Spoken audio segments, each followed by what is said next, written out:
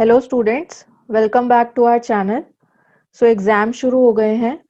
आज की क्लास में मैं आपको कुछ टिप्स देने वाली हूँ regarding open book examination. I hope ये टिप्स आपके लिए यूज़फुल हों। हम क्लास शुरू करते हैं, और अगर आपको वीडियो अच्छा लगे तो लाइक करना मत भूलना, and do subscribe our channel अगर अभी तक आपने सब्सक्राइब नहीं किया है तो।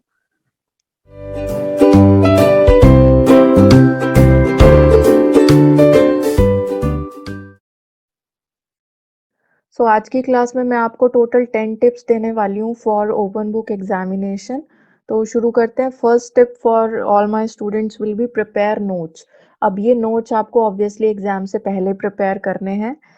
नोट्स प्रिपेयर करने का मेन रीज़न ये है कि आपको सबसे पहले तो जो भी आपके रेलेवेंट टॉपिक्स हैं, जो भी इम्पोर्टेंट टॉपिक्स हैं आपके सब्जेक्ट से रिलेटेड, वो आपको एक जगह पे नोट डाउन करके रखने हैं। और साथ के साथ आप ये कर सकते हो कि जब आप टॉपिक नोट डाउन कर रहे हो, तब आप बुक में वो टॉपिक कहाँ पे दिया हुआ है वो पेज नंबर नोट डाउन कर लो। ठीक है? तो ऐसा नहीं है ओपन बुक एग्जामिनेशन है तो पढ़ना नहीं है, पढ़ना है आपको। मैं वीडियो देख रही थी एक, तो उसमें अ, किसी ने बोला कि ओपन बुक एग्जामिनेशन है, किसी को फेल नहीं कर सकते हैं। तो ऐसा बिल्कुल भी ये मिसकंसेप्शन मत रखो अपने मन में कि एग्जाम ओपन बुक एग्जामिनेशन है और ऑनलाइन है तो किसी को फेल नहीं कर सकते हैं। आप अगर कुछ लिख के नहीं आओगे, कुछ आंसर ही नहीं करोगे तो फेल भी हो जाओगे। तो पढ़ना है आपको, और अपना नोट्स प्रिपेयर करने का मेन रीज़न ये है कि अगर आपको कोई कंसेप्ट जो है वो रिमाइंड करना है, तो आपको वो पूरी बुक ना खोलनी पड़े। ठीक है? तो इसलिए आप एक रजिस्टर या डायरी, जो भी अलग से आप जहाँ भी नोट्स लिखते हो, वहाँ पे जो भी आपके रेलेवेंट टॉपिक्स आपके टीचर ने बताए हैं, किसी पर्टिकुलर चैप्टर के कुछ इम्पोर्टेंट पॉइंट्स आपके टीचर ने बताए हैं, तो उसको नोट डाउन करके रखो। और साथ के साथ बुक में वो टॉपिक कहाँ पे दिया हुआ है, वो पेज नंबर नोट डाउन कर लो। ठीक है?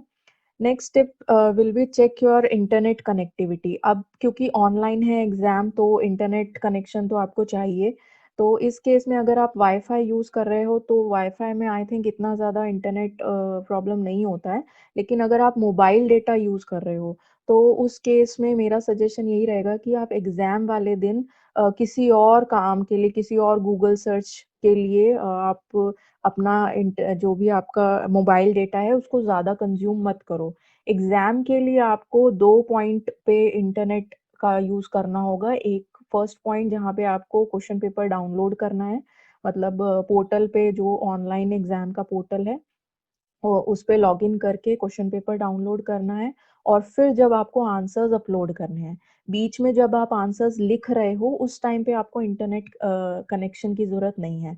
तो जिस दिन आपका एग्ज़ाम है, उस दिन आप अननेसेसरी अपना मोबाइल डेटा कंज़्यूम करना अवॉइड करो, ताकि आपको इंटरनेट जब आप एग्ज़ाम की शीट्स को अपलोड करोगे, आंसर शीट्स को अपलोड करोगे, वहाँ पे आपको कोई इंटरनेट का या अपना मोबाइल डेटा का कुछ प्रॉब्लम ना आए। ठीक है? Third tip will be keep your stationery ready. तो जो भी आपकी पेन, पेपर, पेंसिल, अब यहाँ पे आपको बेसिकली व्हाइट पेपर यूज़ करना है, A4 साइज़ का, रूल्ड या फिर प्लेन पेपर हो, और साथ के साथ आपको ब्लू या फिर ब्लैक पेन ही यूज़ करना है। ठीक है? तो ये इंस्ट्रक्शन, जो ये स्पेसिफिक इंस्ट्रक्शंस हैं, these instructions are particularly for Delhi University students. ठीक है? बाकी यूनिवर्सिटी के अगर कोई स्टूडेंट्स हैं, तो उनको भी कुछ स्पेसिफिक गाइडलाइंस होंगी उनके लिए, तो वो उसको कंसिडर कर सकते हैं। ये A4 साइज़ का पेपर और black and blue pen, these specific instructions are for Delhi University students only. तो आप A4 साइज़ का व्हाइट पेपर लेके, और रूल्ड पेपर हो या प्लेन पेपर हो, उस पे आप आंसर्स लिखोगे, और साथ के साथ आप ब्लू या ब्लैक पेन, यही आपको यूज़ करना है। अब यहाँ पे मैं सजेस्ट करूँगी कि आप लूज़ शीट्स लेने के बजाय, अगर आपका A4 साइज़ में रजिस्टर हो, तो वो रखो, तो वो ज़्यादा बेटर है, उस पे आंसर्स लिखो। इससे क्या होगा कि आप शीट्स को जब हमें स्कैन करना है बाद में, तो स्कैन करते टाइम या पीडीएफ बनाते टाइम हो सकता है कि आपकी कोई शीट, क्योंकि स्ट्रेस होगा एकदम से कि जल्दी-जल्दी अपलोड करने हैं आंसर्स, टाइम खत्म हो रहा है। तो हो सकता है कोई शीट अगर बाय चांस मिस हो जाए आपसे स्कैन करने में, या फिर पेज नंबर्स जो हैं वो आगे-पीछे हो जाएँ, तो बेटर रहेगा कि आप अगर A4 साइज़ का ही कोई अगर रजिस्टर अपने पास रखो और फिर उसी में आप अपना आंसर्स लिखो, तो वो आपका एक सीक्वेंस बना रहेगा। ठीक है? तो ये आपको पहले से एग्ज़ाम शुरू होने से पहले रेडी रखना है अपने पास। एग्ज़ाम शुरू होने के बाद अपना पेन और पेपर ढूँढने नहीं लगना है। पहले से अपनी शीट्स अपना अगर रजिस्टर में आप लिखना चाह रहे हो तो रजिस्टर या फिर आपका जो भी पेन, पेपर, पेंसिल स्केल जो भी है आपका, वो स्टेशनरी वो सब एग्ज़ाम से पहले आपने रेडी रखना है। ठीक है? Next step will be read instructions carefully. अब ये तो नॉर्मली बच्चे नहीं करते हैं कि एग्जाम अगर शुरू हो रहा है तो सीधा आप क्वेश्चन पेपर में से अपना क्वेश्चंस रीड करना शुरू कर देते हो।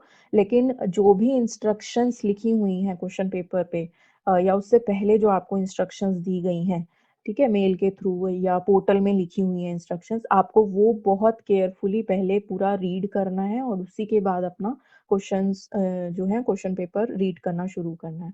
ठीक है?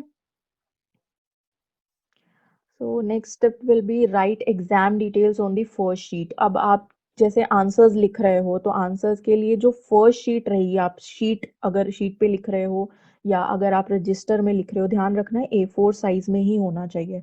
ठीक है? तो उसमें लिख रहे हो तो फर्स्ट शीट पे आपको कुछ डिटेल्स लिखनी है। तो वो डिटेल्स क्या क्या आपने मेंशन करनी है? आपका नाम, आपका एग्जाम का रोल नंबर, ध्यान रखना है कॉलेज रोल नंबर नहीं जाएगा, यूनिवर्सिटी रोल नंबर जो होता है आपका, आपको वो लिखना है।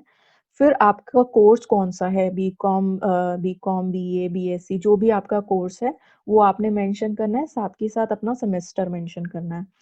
सब्जेक्ट का नाम और यूनिक पेपर कोड। अब यूनिक पेपर कोड जो है वो आपके क्वेश्चन पेपर पे लिखा होता है, तो क्वेश्चन पेपर पे से यूनिक पेपर कोड देख के और वो आपको अपनी आंसर शीट के फ्रंट फर्स्ट शीट पे जो है वहाँ पे आपको लिखना है। फिर लिखना है एग्ज़ाम की डेट एंड टाइम। ठीक है? अब ये भी स्पेसिफिक डिटेल्स जो आपको मेंशन करनी है, ये भी दिल्ली यूनिवर्सिटी के हिसाब से ही हैं। किसी और यूनिवर्सिटी के अगर आप स्टूडेंट हो तो उसमें वो स्पेसिफिक मेंशन होगा कि आपको क्या-क्या चीज़ें मेंशन करनी है।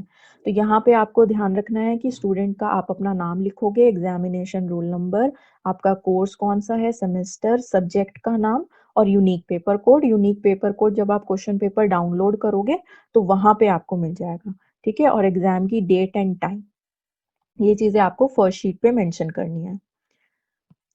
नेक्स्ट है use separate sheets for each question. अब जितने भी क्वेश्चंस आपको करने होंगे, 5 क्वेश्चंस करने होंगे, 6 क्वेश्चंस करने होंगे, जितने भी क्वेश्चन होंगे नॉर्मली 5 क्वेश्चंस ही करने होते हैं। तो उन क्वेश्चंस के लिए हर एक क्वेश्चन के लिए आपको सेपरेट शीट का मतलब है एक न्यू शीट से आप वो क्वेश्चन शुरू करो। ठीक है? ऐसा नहीं कि हाफ पेज में, क्योंकि आपको जब अपलोडिंग करना होगा तो वो क्वेश्चन वाइज अपलोडिंग करना होगा कि क्वेश्चन 1 के पीडीएफ अपलोड करो जो भी आपकी आंसर शीट है, क्वेश्चन 2 का अलग से अपलोड करो, तो आपको आंसर भी उसी हिसाब से लिखने हैं। जैसे अगर आप सेकंड शीट पे हो तो ऐसा नहीं करना कि सेकंड शीट में हाफ पेज में आपका फर्स्ट आंसर खत्म हुआ और फिर उसी के नीचे से आपने सेकंड आंसर शुरू कर दिया। ऐसे नहीं, आपको सेपरेट शीट से ही न्यू क्वेश्चन शुरू करना है। ठीक है? Mention page number on each sheet. अब अगर आप रजिस्टर में कर रहे हो, A4 साइज का रजिस्टर है, अगर आप उसमें लिख रहे हो तब तो आप पेज नंबर तो मेंशन करना ही है, लेकिन आपका सीक्वेंस उसमें बना रहेगा। लेकिन अगर आप शीट्स में कर रहे हो तो उसमें स्पेसिफिकली आपको ध्यान देना पड़ेगा कि आप पेज नंबर बहुत केयरफुली डालो, क्योंकि उसी हिसाब से आप फिर जब स्कैन करोगे तब आपको प्रॉब्लम नहीं होगी अगर पेज नंबर डाला होगा तो। तो हर शीट में आप टॉप पे पेज नंबर डाल सकते हो। ठीक है? फिर टाइम मैनेजमेंट, ये बहुत ही इम्पोर्टेंट है क्योंकि ऑनलाइन एग्जाम है, लिमिटेड टाइम रहेगा आपके पास। 3 आवर्स का पेपर है, 1 आवर फॉर अपलोडिंग अगर आपको मिल रहा है तो आपको ये अज्यूम नहीं करना है कि ठीक है 3 घंटे का पेपर है, 1 आवर अपलोडिंग के लिए है, तो हम 3.5 घंटे में या फिर उससे भी ज़्यादा टाइम ले लेते हैं, एग्जाम कर लेते हैं, लास्ट के जो 10 मिनट्स या 15 मिनट्स हैं उसमें अपलोडिंग कर देंगे। तो ऐसा बिल्कुल भी मत करना, क्योंकि आप अकेले स्टूडेंट नहीं हो जो एग्जाम दे रहे हो, पूरी यूनिवर्सिटी में कितने सारे स्टूडेंट्स हैं जो सेम टाइम पे एग्जाम दे रहे होंगे और सेम टाइम पे ही वो अपलोडिंग करेंगे। तो हो सकता है मे बी सर्वर स्लो हो जाए, आप अपलोडिंग में थोड़ा सा टाइम लगे, तो इसलिए बहुत ज़रूरी है कि आप जितना टाइम आपको दिया गया है एग्जाम के लिए उसको मैनेज करो, उसमें टाइम 3 आवर्स का पेपर है तो 3 आवर्स में अपना पेपर फिनिश करो और फिर उसके बाद अपना अपलोडिंग का जो काम है वो शुरू करो। तो एटलीस्ट आप 1 आवर अपलोडिंग के लिए स्पेयर रखो। अगर थोड़ा-सा 3 आवर्स से थोड़ा एक्सीड भी कर जाता है, फिर भी आप 45 मिनट्स जो है वो स्पेयर करके रखो अपलोडिंग के लिए। और यहाँ पे बहुत इम्पोर्टेंट है कि ओपन बुक एग्ज़ामिनेशन है, मतलब आपके पास ऑप्शन रहेगा आंसर्स को सर्च करने का, लेकिन इसका मतलब ये नहीं है कि आप अननेसेसरी टाइम वेस्ट करो गूगल सर्च करने में। गूगल सर्च मैं बिल्कुल भी सजेस्ट नहीं करूँगी, क्योंकि उसमें आप जब सॉल्व कर रहे हो या आपका थ्योरी पेपर है, आप आंसर्स लिख रहे हो, तो बहुत ज़्यादा एक तो आपका जो डेटा है वो कंज़्यूम होगा अननेसेसरी सर्च करने में। और गूगल पे इतनी इन्फॉर्मेशन होती है कि आपको उस पे सर्च करना और फिर अपना आंसर ढूँढना, ये अननेसेसरी टाइम वेस्टेज वाली बात है। ठीक है? तो ओपन बुक एग्ज़ामिनेशन है तो आपको पढ़ना ही है, ऐसा नहीं है नहीं पढ़ना है। मैं ये बिल्कुल भी सजेस्ट नहीं करूँगी कि आप मत पढ़ो और गूगल सर्च करके और वैसे आप आंसर्स लिख दो। तो वो टोटली टाइम वेस्ट होगा अगर आप अननेसेसरी गूगल सर्च करते हो तो, ठीक है? आप ईज़ी करने के लिए मैंने आपको बताया कि आप नोट्स प्रिपेयर कर सकते हो। स्टार्टिंग में ही एग्ज़ाम से पहले जब आप पढ़ रहे हो, आप रिविज़न कर रहे हो, उसी टाइम पे इम्पोर्टेंट पॉइंट्स जो हैं उनको एक अपने रजिस्टर में अलग से लिख लो, बुक के पेज नंबर्स मेंशन कर लो, दिस वन इज़ इनफ। लेकिन अगर आप अननेसेसरी गूगल सर्च पे जाओगे तो वो उसमें आपका सिर्फ़ और सिर्फ़ टाइम वेस्ट ही होगा। ठीक है? तो टाइम आपको ध्यान रखना है और अपलोडिंग का टाइम एटलीस्ट 1 आवर अपना स्पेयर अलग से करके रखना है। ठीक है? फिर है आपको जब आपका एग्ज़ाम पूरा मतलब आप आंसर सारे लिख लेते हो तो उसको स्कैन करना है और फिर उसका हर एक पीडीएफ बनाना है। अब पीडीएफ बनाते टाइम आपको ध्यान रखना है कि हर एक क्वेश्चन का आपने पीडीएफ बनाना है। जैसे फर्स्ट क्वेश्चन किया तो फर्स्ट क्वेश्चन की सारी शीट्स जितनी भी थी उसको स्कैन किया और पीडीएफ बना लिया, ये क्वेश्चन 1 हो गया।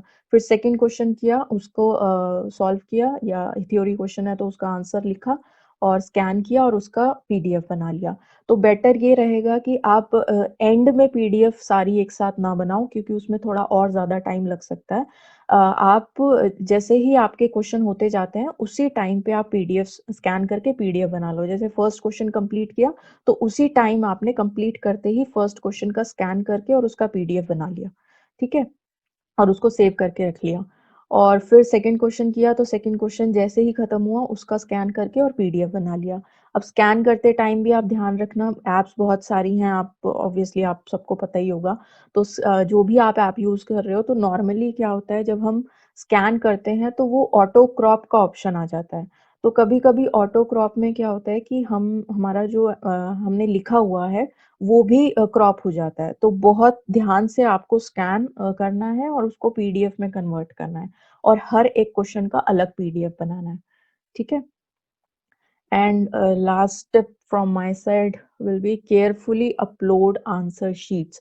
तो बहुत ध्यान से आपको आंसर शीट्स को अपलोड करना है। क्वेश्चन 1 का अपलोडिंग बोला गया है, साथ में मतलब आपके पोर्टल पे क्वेश्चंस के अकॉर्डिंग बटन्स दिए होंगे अपलोड करने के लिए। तो क्वेश्चन 1 का अपलोडिंग बोला है तो क्वेश्चन 1 ही अपलोड करें, वहाँ पे 3 या 4 क्वेश्चन अपलोड ना करें। ठीक है? और सारी अलग-अलग शीट्स अपलोड नहीं करनी। आप अगर क्वेश्चन 1 में आपने 5 शीट्स में आंसर लिखा है तो 5 शीट्स का एक पीडीएफ बना के उसको क्वेश्चन 1 में अपलोड करना है। ठीक है? तो ये मेरी तरफ से 10 टिप्स थी फॉर योर एग्जामिनेशन। अच्छा, एक और चीज़ यहाँ पे आप ये कर सकते हो, जैसे कुछ स्टेप्स हैं, जैसे मैंने आपको बताया कि शीट्स में ऊपर पेज नंबर डालना या फिर शीट्स में आपको अपना नाम लिखना है, एग्ज़ाम रोल नंबर लिखना है, ठीक है? तो वो चीज़ें आप पहले से लिख के रख सकते हो। अगर आप शीट्स में कर रहे हो तो अपनी शीट्स पहले ही प्रिपेयर करके रखो। ऊपर आपने नाम, अपना रोल नंबर, पेपर सब्जेक्ट आपको ऑब्वियसली पता होगा कि कौन-सा आपका एग्ज़ाम है उसका नाम और पेज नंबर्स डाल के रखो एग्ज़ाम से पहले ही। तो उससे आपका टाइम जो है वो सेव होगा। ठीक है? तो बस एक यूनिक पेपर कोड है जो आपको जब क्वेश्चन पेपर आप डाउनलोड करोगे उस टाइम पे पता चलेगा। तो वो आप बाद में लिख सकते हो, उसके लिए स्पेस छोड़ के यूनिक पेपर कोड लिखा, आगे स्पेस छोड़ दिया और जब भी आपने जैसे ही क्वेश्चन पेपर डाउनलोड किया और उसके आगे फिर आप फिल कर दो। तो बाकी डिटेल्स जो आपके पास ऑलरेडी हैं, ये शीट्स आप अपनी पहले से प्रिपेयर करके रख सकते हो, ताकि जैसे ही आपके पास क्वेश्चन पेपर आए, आप क्वेश्चन पेपर डाउनलोड करो, इंस्ट्रक्शंस रीड करो और अपना क्वेश्चन सॉल्व करना शुरू कर दो। आप उस टाइम पे नेम लिखना और सब्जेक्ट का नाम, सेमेस्टर लिखना उसमें और पेज नंबर्स डालना, तो उसमें आपका टाइम वेस्ट ना हो। ठीक है, तो ये सारी शीट्स अपनी पहले से ही प्रिपेयर करके और फिर आप अपना एग्जाम जो है वो पूरा कंप्लीट कर सकते हो। ठीक, तो ये मेरी तरफ से 10 टिप्स थी। All the best to all my students for their exams और do well in exams. I hope यहाँ से आपको कुछ ना कुछ हेल्प हो जाए। सो हम नेक्स्ट क्लास में मिलेंगे। अब अगर आपको ये वीडियो अच्छा लगा हो तो do like and share and subscribe to our YouTube channel. Okay, bye bye.